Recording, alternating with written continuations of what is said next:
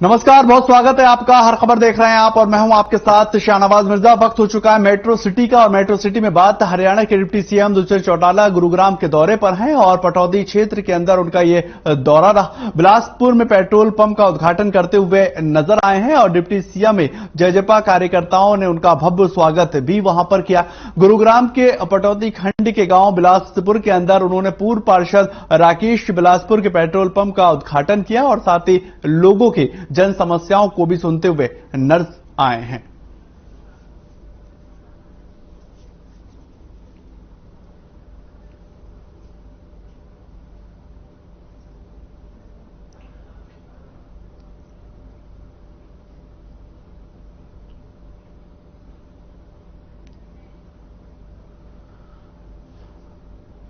प्रदेश के परिवहन मंत्री ने अमृता हॉस्पिटल के बारे में कहा कि इस हॉस्पिटल से पूरे देश और प्रदेश के लोगों को फायदा मिलता हुआ नजर आएगा और प्रदेश के अंदर नई बसों को लेकर कहा कि 6 महीने के अंदर करीब 2000 नई बसों को शामिल किया जाना।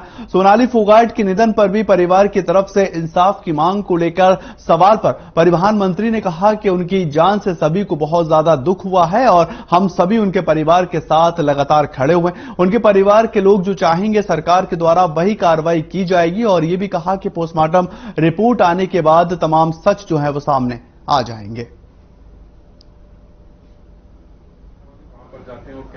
6 महीने के भीतर सरकार से हमें अप्रूवल मिल चुकी है और 6 महीने के भीतर हम 2000 के आसपास हम बेड़े में बसें शामिल करेंगे। 1000 बिल्डर बस है, 550 इलेक्ट्रिकल बस है किलोमीटर, 150 बस एसी बस है और 250 मिनी बस है जो बेड़े में इस 6 महीने में शामिल कर लेंगे। आम आदमी की पकड़ में होगा। तो वहीं पर फरीदाबाद हार्डवेयर चौक की सड़क पर चलने वाले वाहन चालकों को इन दिनों काफी परेशानियों का सामना करना पड़ रहा है और वाहन चालक काफी ज्यादा परेशान होते हुए भी नजर आ रहा है। फरीदाबाद हार्डवेयर चौक पर पिछले कई महीनों से सड़क टूटी हुई पड़ी है और यहां पर विधायक और मंत्री इस सड़क को दुरुस्त कराने का दावा तो करते हैं लेकिन आज तक कोई भी इस सड़क को सुधार नहीं पाया। आपको बताएं कि आए दिन हालत जो है रोड की जर्जर होती हुई नजर आ रही है और सड़क पर चलने वाले वाहन चालकों का कहना है कि इस सड़क पर वाहन चलाने में काफी परेशानियों का सामना करना पड़ता है और बारिश के मौसम में जब पानी भर जाता है तो गड्ढों का पता नहीं चलता, जिससे ट्रैफिक व्यवस्था भी बिल्कुल लचर होती हुई नजर आती है और गाड़ी पलटने का डर लगातार बना रहता है।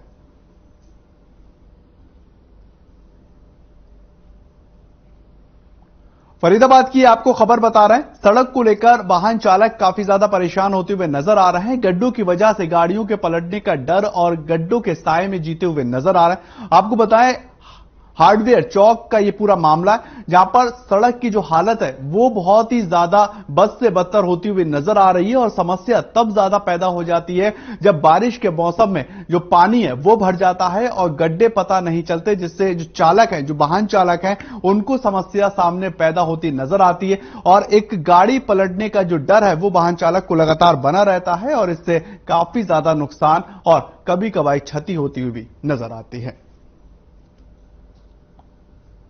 सर यहाँ पर बहुत परेशानी होती है, बाइक से आते हैं, ये ऊंचा नीचा हो रहा है, कई बार गिरने का खतरा भी रहता है और बारिश के टाइम में तो यहाँ पर बहुत सारा पानी भर जाता है, निकलना बहुत मुश्किल होता है, निकला भी नहीं जाता है। अभी तक तो नहीं बना सर, काफी टाइम हो गया।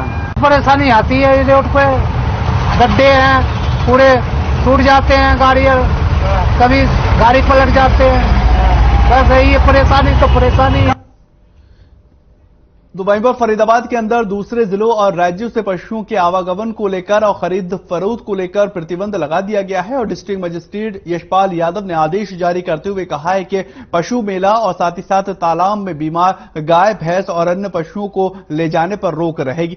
जिला न्यायाधीश यशपाल ने यह भी कहा कि हरियाणा प्रदेश के अंदर गाय, भैंस, पशु और जो भी लंपी बीमारी से संक्रमित हैं उनको भी देखरेख के लिए लगातार प्रयास किया जा रहा है और इसलिए गाय, भैंस और अन्य पशुओं को देखभाल करना, सावधानी बरतना हम सबका दायित्व है और उनकी सेवा करना भी हम सब लोगों का दायित्व है।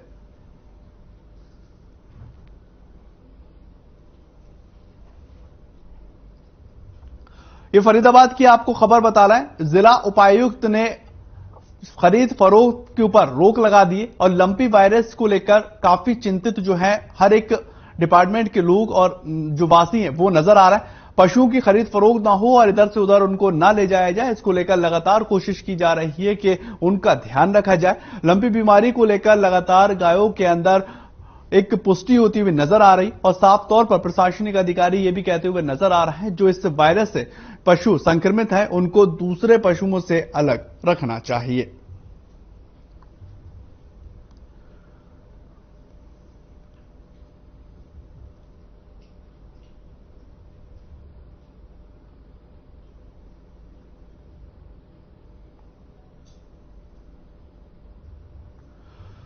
ये फरीदाबाद की आप तस्वीरें दरअसल देख रहे हैं जहां पर लंपी वायरस की चिंता का विषय लगातार बना हुआ है और पशुओं की खरीद फरोख्त पर रोक भी लगा दी गई है और जो पशु इस लंपी बीमारी से ग्रस्त हैं उनको अलग रखा जा रहा है और जो पशु अभी तक सुरक्षित हैं उनको अलग रखा जा रहा है, क्योंकि ये बीमारी एक गाय से दूसरे गाय और एक पशु से दूसरे पशु के अंदर बहुत तेजी से फैलती हुई नजर आ रही है।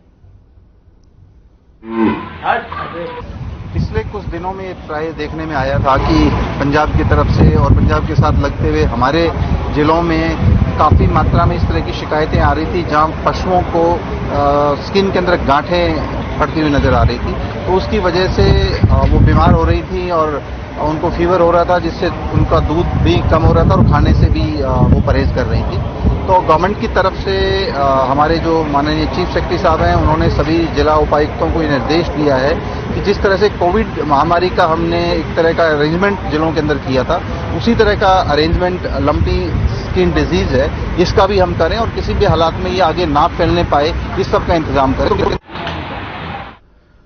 तो वहीं पर सोनीपत के अंदर इन दिनों कुल्हाड़ी गैंग का आतंक लगातार देखने को मिल रहा है और कुल्हाड़ी गैंग के बदमाश लगातार वारदातों को अंजाम देते हुए नजर आ रहा है। सोनीपत पुलिस को ठेंगा दिखा रहे हैं और कानून व्यवस्था को मजाक बनाकर रख दिया। दिन दहाड़े एक बार फिर से कुल्हाड़ी गैंग ने पेट्रोल पंप को निशाना बनाया। हालांकि इस बार कुल्हाड़ी गैंग के बदमाश खाली हाथ लौटते हुए नजर आए हैं, लेकिन बदमाशों की पंप कर्मी और लोगों के पीछे कुल्हाड़ी लेकर भागती हुई तस्वीरें खूब सीसीटीवी में कैद हुई।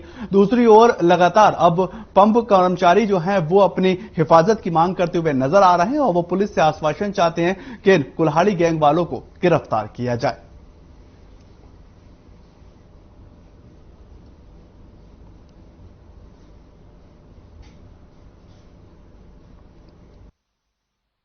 दो लड़कियां आई बाइक पे, ब्लैक कपड़े पे, पल्सर गाड़ी थी, आते ही सेल्समैन का कुल्हाड़ी मारी है, दूसरे ने पिस्तौल लड़ा दी। तो इतने में हम भाग के सारे अल्लाह करे पकड़ो पकड़ो के भाग लिए। कई पंपों पे कर चुके हैं, कैश लूट के हैं, लेकिन सब स्टाफ डरा हुआ है, सब अपने आप को सुरक्षित मान रहे हैं, लड़के काम करने को तैयार नहीं है। तो जो ये लूट की घटना है ये मेरे पेट्रोल पंप पे भी हुई थी 10 तारीख को। तो मैं यही कहना चाहता हूँ आप लोगों के माध्यम से सरकार को, हर आदमी डरा हुआ है, हर पेट्रोल पंप का कारिंदा डरा हुआ है, हर मालिक डरा हुआ है। हमारे कारिंदों के घर वालों ने ये कहना शुरू कर दिया भाई नौकरी छोड़ दो।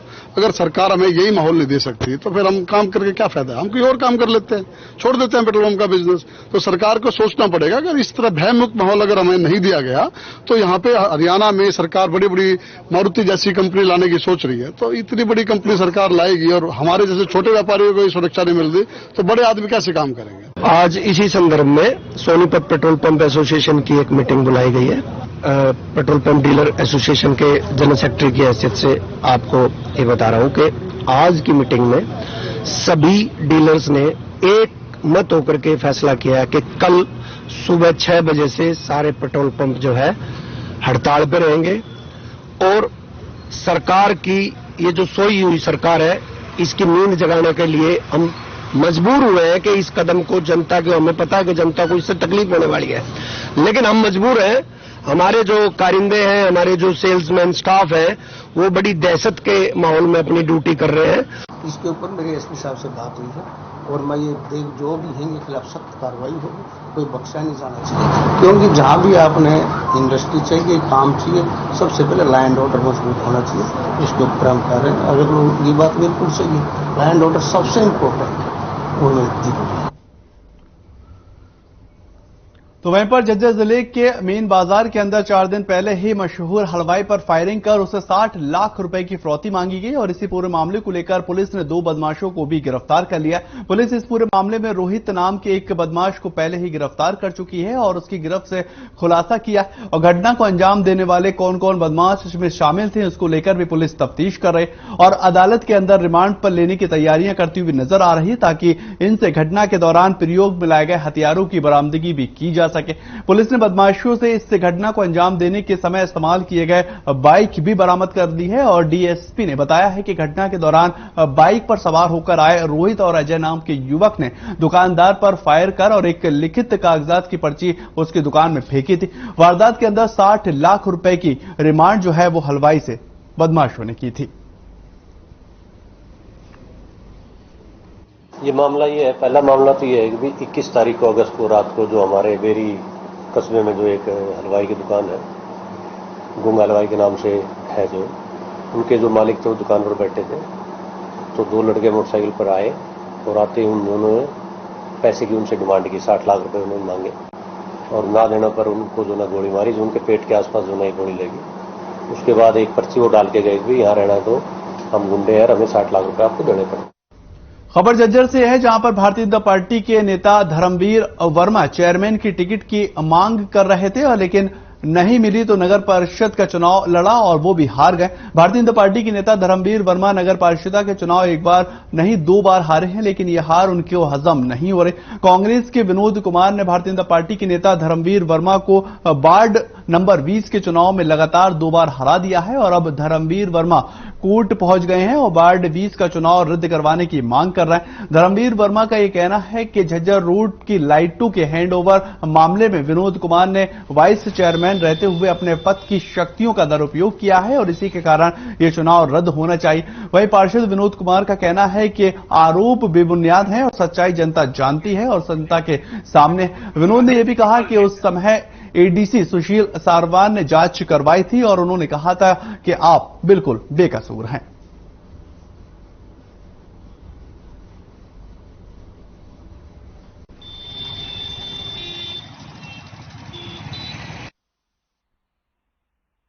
तो तारीख बदली गई मीटिंग की, मैं उसमें भी इसका नहीं सबका हाथ मानता हूं। इससे जिसने इनके साथी हैं और इसने अपनी सरकार पे, अपने प्रशासन पे, अपनी सरकार के कमल के निशान पे लड़े थे, अपने प्रशासन पे इन्होंने सवाल उठाए हैं। ये वार्ड नंबर 20 का जो पार्षद है और पिछले कांग्रेस के बोर्ड में ये वाइस चेयरमैन था। जो झज्जर रोड पर लाइटें लगी थी करीबन 3 करोड़ रुपए की लगी थी, तो वे टोटली खराब थी, वो कभी जली नहीं। तो वो जो फर्म थी उसने इससे मिलकर के गोलमाल किया और इसने अपनी शक्तियों का दुरुपयोग करते हुए टेक ओवर हैंड ओवर का उनको सर्टिफिकेट दिया, जिससे उनकी पेमेंट हो गई और इसने पाक का सारे पैसे का मिलकर के फर्म से गोलमाल कर दिया। तो वहीं पर झज्जर के कवलाना गांव के पास सड़क दुर्घटना में एक व्यक्ति की मौत हो गई है और जानकारी के अनुसार खुगाई गांव निवासी सतराम एक होटल के अंदर काम किया करता था। बीती शाम देर होने की वजह से वो अपने बेटे के साथ घर वापसी के लिए निकला हुआ था और इसी दौरान वह सड़क पार करता हुआ नजर आ रहा। उसी दौरान एक तेज रफ्तार गाड़ी ने उसे टक्कर मार दी और इसमें सतराम नाम के व्यक्ति की मौके पर ही मौत हो गई और पुलिस ने शव को पोस्टमार्टम कराकर परिजनों को सौंप दिया है।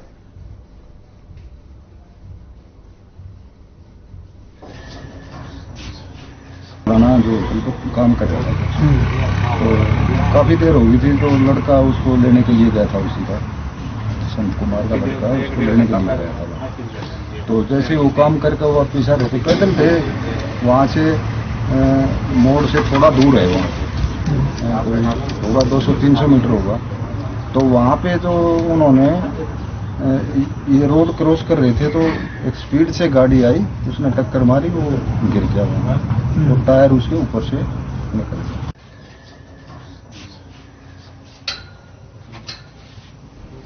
खबर झज्जर से ही है जहां पर उद्योगपति और ईपीएफओ डिपार्टमेंट की एक बैठक हुई है और ईपीएफओ कमिश्नर निधि सिंह ने अपनी टीम के साथ बहादुरगढ़ पहुंची, जहां पर उद्योगपतियों के साथ ईपीएफ को लेकर योजनाओं को साझा करती नजर आई। उद्योगपतियों से इनोमिनेशन और केवाईसी अपडेट करने की अपील की गई ताकि कर्मचारियों को पीएफ का पूरा फायदा समय पर मिलता हुआ नजर आए। उन्होंने उद्योगपतियों के समय पर सभी कर्मचारियों को पीएफ जमा करवाने के भी लिए कहा। निधि सिंह ने बताया है कि ऑनलाइन व्यवस्था के कारण सभी क्लेम एक दिन के अंदर सेटल किए जा रहे हैं और अतिरिक्त परिस्थितियों में अधिक से अधिक 3 दिन के अंदर कर्मचारियों का क्लेम सेटल हो जाता। वहीं कोबी प्रधान प्रवीण गर्ग ने बताया है कि झज्जर जिले के अंदर करीब 4,500 इंडस्ट्री हैं और उनमें तमाम वर्कर काम करते हैं।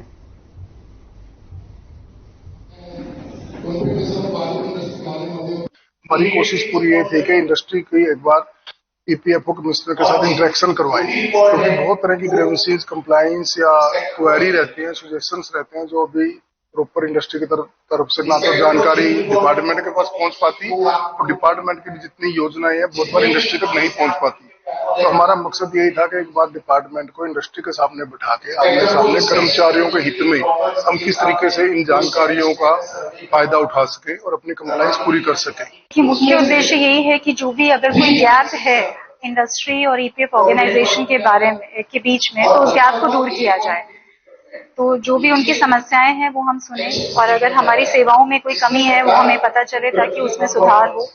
दूसरा, हमको जो उनसे अपेक्षित है वो चीजें भी हमें उनसे मिलें। जैसे ई नॉमिनेशन का इनिशिएटिव हमने लिया, वो हम चाहते हैं वो करें। केवाईसी अपडेशन का वो जब तक नहीं करेंगे हम लोग सेवाएं पूरी ऑनलाइन नहीं दे पाएंगे।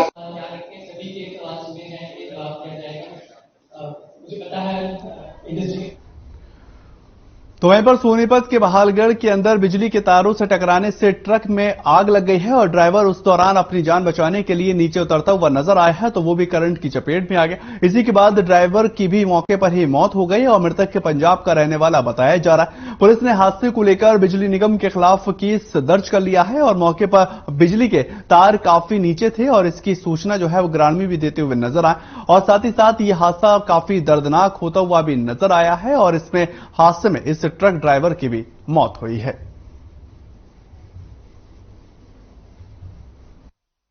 सोनीपत बहालगढ़ वहां से अभी गाड़ी लेके आया था हमारा भाई और गाड़ी के ऊपर जो तार है जो बिजली वालों की लापरवाही से बहुत नीवी थी और गाड़ी के ऊपर टच हो गई। उसके कारण हमारा भाई जब गाड़ी खोलने लगा तो उसका जो है उसको करंट लग गया। उसके साथ भाई ये देखा, ये तार भिड़ गया गाड़ी के ऊपर। वो नीचे उतरने लगा तो वो करंट आ गया। करंट आने के बाद वो वहीं आग लगी। 11,000 की लैंप थी ऊपर। ये सोनीपत की आपको खबर बता रहे हैं जहां पर करंट लगने से चालक की मौत हो गई और बिजली निगम के खिलाफ अब मामला दर्ज कर लिया गया और काफी लोग वहां पर इकट्ठे हुए। उन्होंने कहा कि ये काफी दर्दनाक घटना है। इससे पहले भी बिजली विभाग के लोगों को इसको लेकर अवगत करवा दिया गया है, लेकिन कोई भी समाधान होता हुआ नजर नहीं आता। इस बार जो ट्रक चालक है उसकी भी मौत हो गई और ये ट्रक जो है वो ओवरलोड था और उसकी वजह से तारों से टकराता हुआ नजर आया है।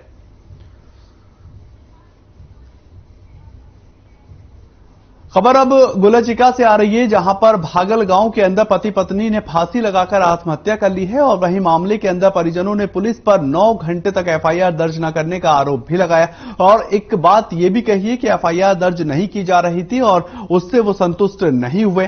परिजनों ने गांव के ही एक डॉक्टर पर आत्महत्या के लिए उकसाने का आरोप लगा दिया है और भागल के ग्रामीणों ने पुलिस की कार्यप्रणाली पर असंतुष्ट होकर सड़क पर जाम भी किया। वहीं पर सरकार और प्रशासन के खिलाफ जमकर विरोध करते हुए नजर आए हैं और मौके पर पहुंचे डीएसपी ने ग्रामीणों ने समझाने की कोशिश की और डीएसपी ने ग्रामीणों को समझाया और उसके बाद जो है आगे की कार्रवाई पुलिस करती नजर आ रही है। प्रॉपर कार्रवाई की गई है इसमें। बिल्कुल ही जो कल एक बड़ा अनफॉर्चुनेट इंसिडेंट हुआ था कि एक व्यक्ति ने खुद आत्महत्या की थी और उससे पहले उसने बड़ी रहस्यमय स्थिति में उसकी वाइफ की भी मौत हो चुकी है, जिसमें हम प्रॉपर कार्रवाई करते हुए हमने इसमें जो उनके घर वालों ने बयान दिए हैं उसमें 306 आईपीसी का एफआईआर दर्ज की है और जो रहस्यमय परिस्थितियों में मौत हो गई थी उसके घर वालों ने जो शिकायत दी है लेडी के संबंध में, तो उसमें भी हमने प्रॉपर एक्शन लिया है।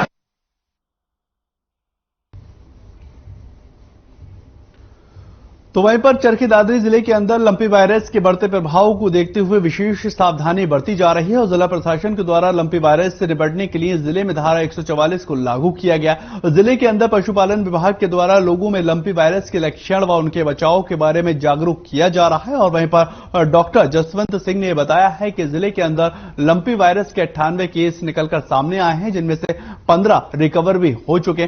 डॉक्टर जसवंत सिंह ने यह भी बताया कि चरखी दादरी जिले के अंदर 25,800 डोज वैक्सीन जो है उपलब्ध करवा दी गई है और एक ही सप्ताह में सभी पशुओं को वैक्सीन लगाई जाएगी। डॉक्टर जसवंत सिंह ने लोगों से अपील करते हुए कहा कि अगर किसी पशु के अंदर लंपी वायरस के लक्षण नजर आते हैं तो वो तुरंत पशु चिकित्सक से सलाह लें और उसके अनुसार आगे की कार्रवाई करें।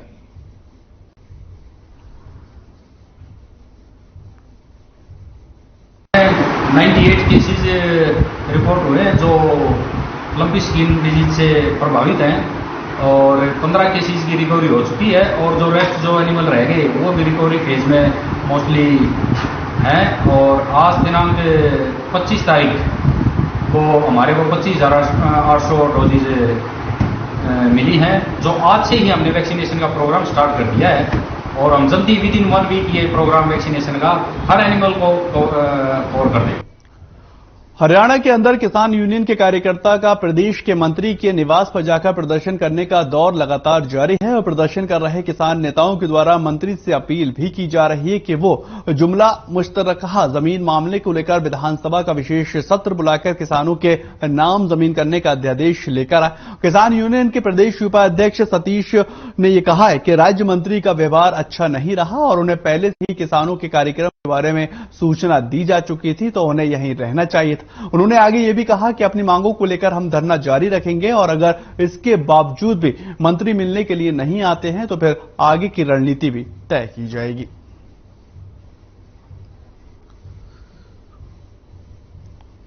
उन्नीस 1918 में हमारे किसानों को, मजदूरों को जमीन है, हमारी जमीन है, ये पत्तियों की, हमारी पंचायतों की जमीन, हमारी बगड़ों की जमीन तो है, सरकार की जमीन कहां से आ गई? ये जो हमारे ज्ञापन देके गए थे मंत्री को, विधायकों, सभी विधायकों को 90 के 90 विधानसभा में, वे विधानसभा में प्रस्ताव पास करके जो इंतकाल तोड़ दिया सरकार ने, वो सरकार ये जमीन जो इंतकाल तोड़ वापस इंतकाल दर्ज करके ये जमीन किसानों के, मजदूरों के नाम करने का काम करे।